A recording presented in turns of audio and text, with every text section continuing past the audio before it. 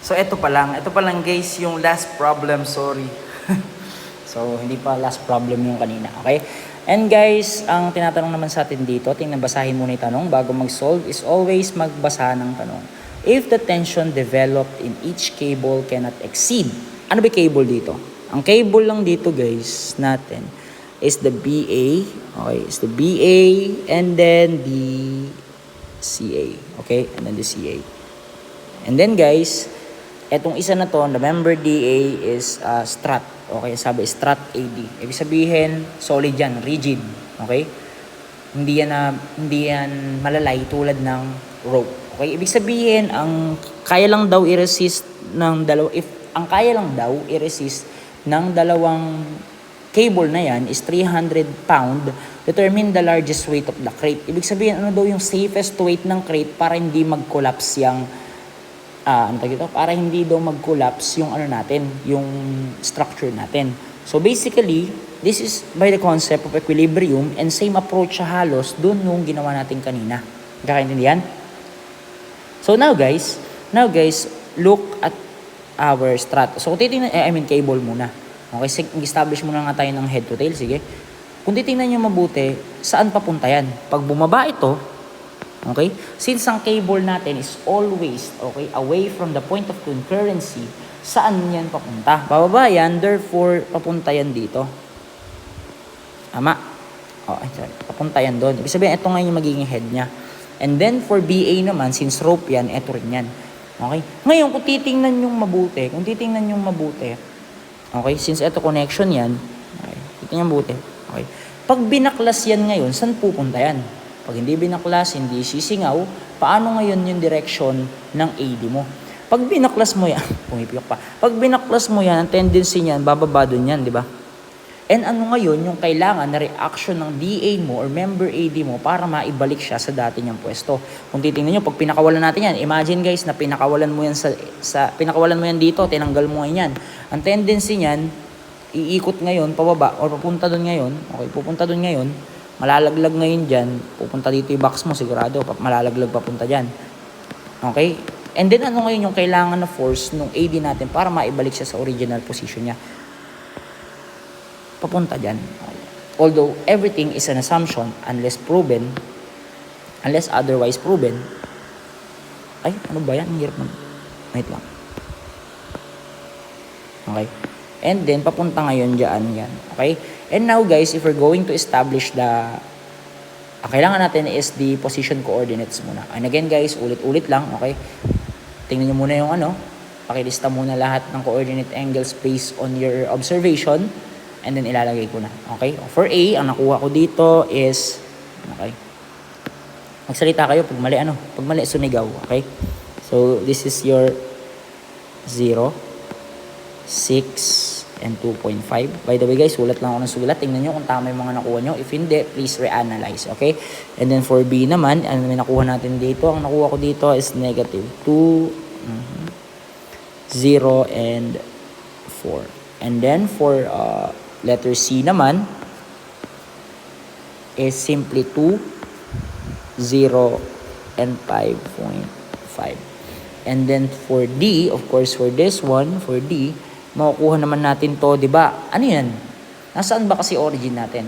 Ang origin natin is always the intersection of the three coordinate axes. Ibig sabihin, x, y, z dyan, ibig sabihin dyan yung O natin or the origin. Ibig sabihin, kung asa origin ka, ang position mo is 0, 0, 0. Okay, so ulitin ko, 0, 6, and 2.5, negative 2, 0, 4, and 2, 0, 5.5. I think okay na. And then the next thing we're going to do is to head minus tail. Okay, unahin natin yung BA. Okay. For B natin, I have here negative 2, 0, and 4. Next one is 0, 6, and then 2.5. Okay. Over, makukuha natin ngayon yung A, B, which is negative 2, negative 6, and then 1.5. And then, by the way guys, solve nyo na lang ito. Okay, for DAB, equal to negative 2 square plus negative 6 square plus 1.5 square. Makuha natin dyan is basically just 6.5. Okay? And then, the next one is the head minus tail o sunod natin yung CA. Okay, so natin CA. Mga cables muna tayo, CA. May na AD. Okay, so C and then A. For C naman, ang nakuha natin dito kanina is 2, 0, and 5.5. 2, 0, and then 5.5. And then for your A is simply still 6, 0, 6, and 2.5. Okay? For your CA, ang makukuha mo dito is positive 2, negative 6, 5.5 minus 2.5 is simply 3. For DCA, makukuha mo dito, okay, square root ng 2 square plus negative 6 square plus 3 square. Makukuha natin dyan is 7. And down for the last one, makukuha na ba natin yung DA? Okay, for DA, ano yung head dito? Since ang origin niyan is from D, dahil nga ganyan yung direction ng inassume natin, ang magiging head dyan is A. So, mabaliktad. Pwede yun, guys. Okay, so A and then D. Ang A natin, hindi naman yan nabago, 6 and then 2.5. And then for D, simply, we have 0, 0, 0. Okay, pag pinag-minus natin yan, this will be AD, 0, 6, and then 2.5. Okay, pag kinuha natin yung DAD naman, simply equal to square 0 square plus 6 square plus 2.5 square. So, makukuha ba natin yan? This will be 6.5. Okay? And then, okay na ba? Okay? Since, guys, ang hinahanap sa atin is the maximum weight, ibig sabihin na kayang i-resist, ibig sabihin, in order for the structure to be in state of equilibrium. By the way, pagka kasi guys nawala siya sa state of equilibrium, nasira yung object, ibig sabihin nun gagalaw. Pagka gumalaw siya, ibig sabihin wala na siya sa static equilibrium condition. Gumalaw nga nasibak nga di ba? So yun, para masatisfy yung pinahanap natin, kailangan natin ngayon kunin yung Fx, Fz, and Fy equal to 0. Okay, so yun, mabilisan na lang to, which is Fx equal to 0, 0 equal to Fab, ano na ko ba AB? Oh yes, FAB multiplied by negative 2. Ito guys, I think sa tatlong example na nagko-coordinate tayo, may idea naman na kayo. Sige, ilipat ko na lang dito. Okay, para mas makita siya. Okay, dito na lang natin kunin, no? This will be your Fx simply equal to F is equal to, wait lang. Fx equal to 0. So, 0 equal to, sa dulo natin siya ilagay. This will be FAB. Okay, FAB negative 2 over 6.5. Okay? Plus FCA equal to, or FAC equal to 2 over 7. And then, for DAD naman, or DA, FAD is multiplied by 0 over 6.5. Okay? Equal to 0. Okay? Next is yung Fy natin, equal to 0. Tama ba? So, check mo lang. Negative 2, 6.5, 7.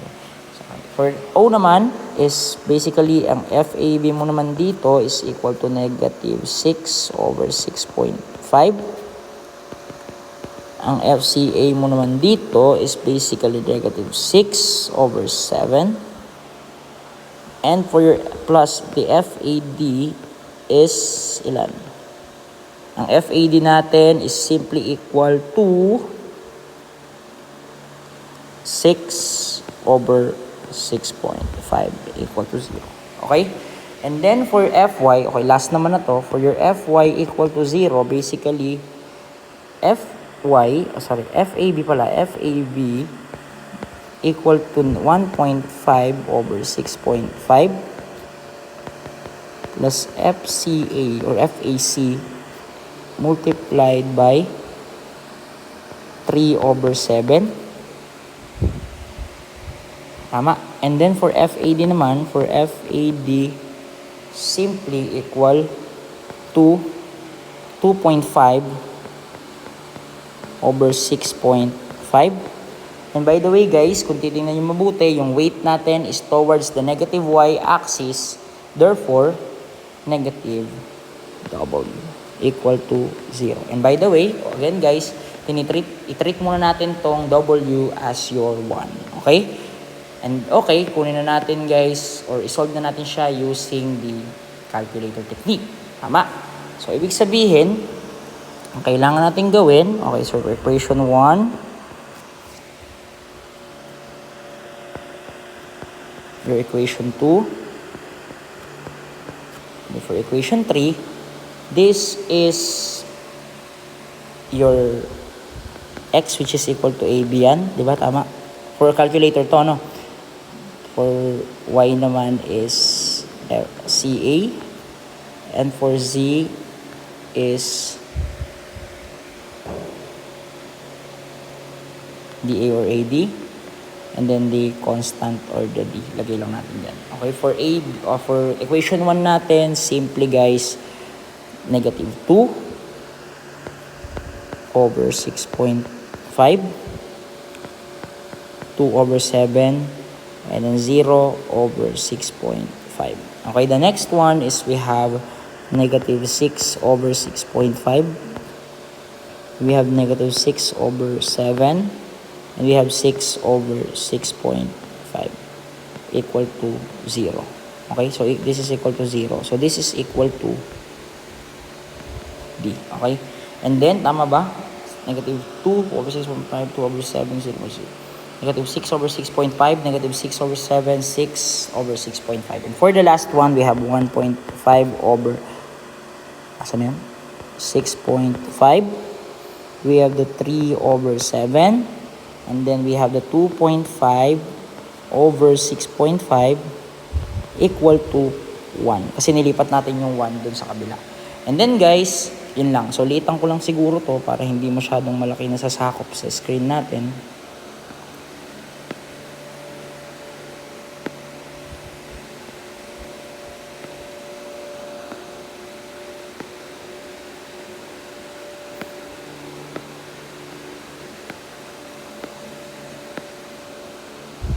Okay, lagay ko dyan. And then guys, since ganyan yan, okay.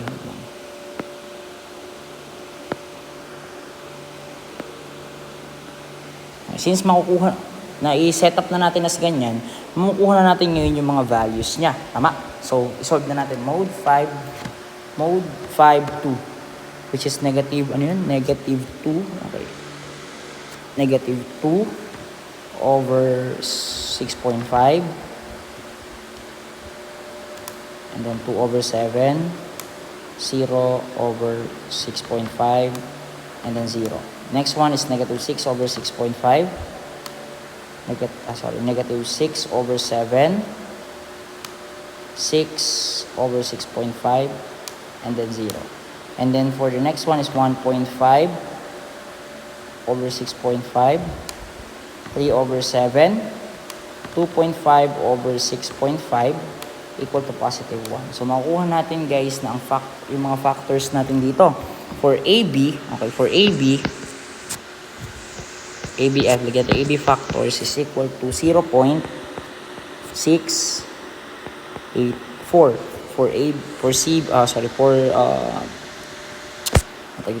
For CAF or ACF is equal to 0.737. And then para sa last one naman is simply equal to the factor is equal to 1.368. So 1.368. And by the way guys, yung sinasabi lang dito, okay, baka kasi equate nyo lahat sa 300 tulad ng ginawa natin. Ang sabi lang dito is the developed in each cable cannot exceed 300 pound. Kapag ganun guys, ibig sabihin, cables lang ang i-equate nyo. Okay, if we're going to do that, hindi ba ginagawa natin kanina, is simply yung force niya, or the maximum force niya, multiplied by the factor times the weight. O ibig sabihin, yung 300 na force dito, na maximum, tama ba? The maximum force, inuulit lang natin, is simply equal to 0.684W and 0.736 o 737 ng W. Okay? Ngayon, ang makukuha natin, tingnan nyo mabuti, ang makukuha natin ng weight na kayang i-resist ng AB and CF, okay, is ilan? Is, tingnan nyo mabuti, equal to, ilan? 300, ang mode 1 is 300 equal to 0.684, 438.59. 438.59. Okay? And then, pounds. Okay? And then, for the other one, which is 0.737, is 407. Okay? 407.056 pound. Kung titingnan nyo guys, ano dito sa tingin nyo yung mas mahina? The CAF or the ABF? I mean the AB or the cable AB? Tingnan nyo, ano mas mahina dyan? The cable AB or the cable AC? This one or this one? Ano sa tingin nyo? Okay?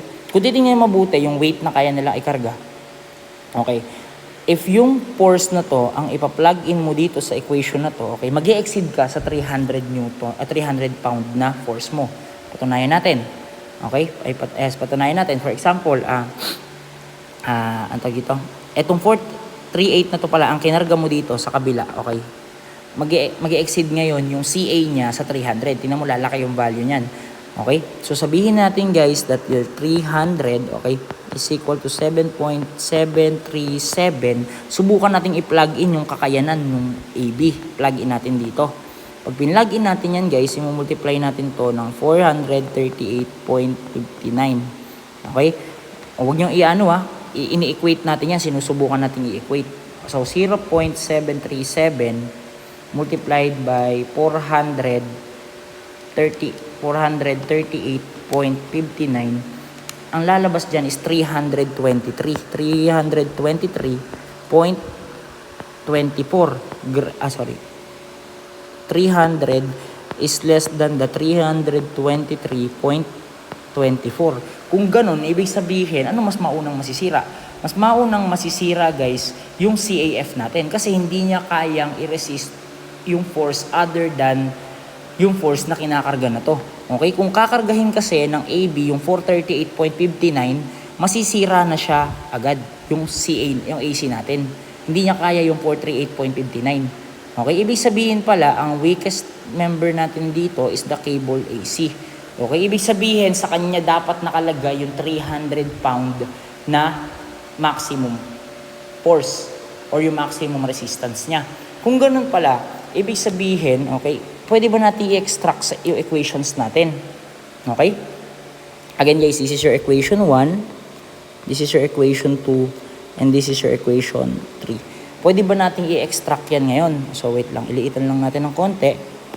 Ano yung purpose natin para i-extract natin? Okay? Para guys, makita lang natin, okay, para guys, makita lang ba natin that ano yung forces or actual forces ng iba pa nating members.